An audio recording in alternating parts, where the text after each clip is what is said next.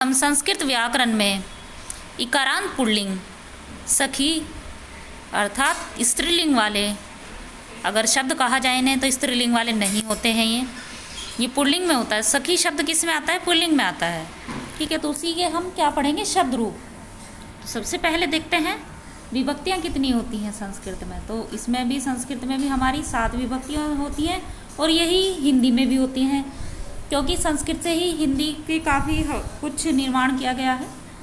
हिंदी व्याकरण जो बनाई गई है उसका, तो इसमें प्रथमा विभक्ति मतलब यहाँ पर विभक्तियाँ हैं। तो इधर आप विभक्ति देखेंगे, इधर की तरफ ये यहाँ, इसके बाद आता है एक वचनम। यहाँ हमारा क्या है? एक वचनम। ये एक वचन की बात चल रही है। तो अगर एक से ज़्यादा है तो संस्कृत में क्या है? द्विवचनम होता है। और 2 से ज़्यादा है तो क्या आ जाएगा? बहुवचनम। कितने वचन होते हैं संस्कृत में? 3 वचन होते हैं। तो इसमें हम सबसे पहले देखते हैं प्रथमा विभक्ति में सखी का एक वचन में रूप क्या होता है? सखा। फिर द्विवचन में सखायो, बहुवचन में सखाए। द्वितीय विभक्ति एक वचन में क्या है? सखायाम। एक वचन में क्या है? सखायाम। द्विवचनम सखायो, बहुवचनम सखीन। नेक्स्ट तृतीय विभक्ति। तृतीय विभक्ति में कौन सा है हमारा? एक वचन का रूप सखिया, और उसके बाद द्विवचन में सखीभ्याम और बहुवचन में सखीभी। चतुर्थी विभक्ति एक वचनम सखे, द्विवचनम सखीभ्याम, बहुवचनम सखीभ्य। पंचमी विभक्ति एक वचनम सखयु, द्विवचनम सखीभ्याम, बहुवचनम सखीभ्य। उसके बाद पंचमी विभक्ति हम पढ़ चुके हैं कि पंचमी विभक्ति में किस तरह से रूप चलते हैं। उसके बाद षष्ठी विभक्ति एक वचनम सखयु।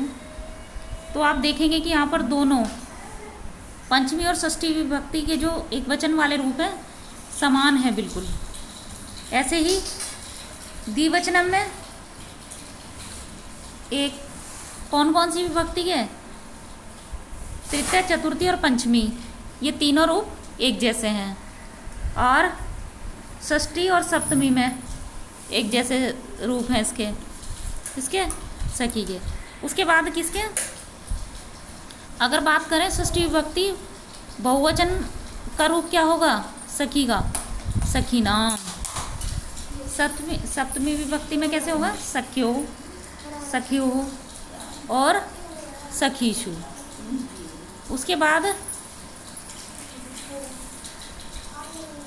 अगर संबोधन की बात करें, हे सखे, हे सखायो, हे सखाया।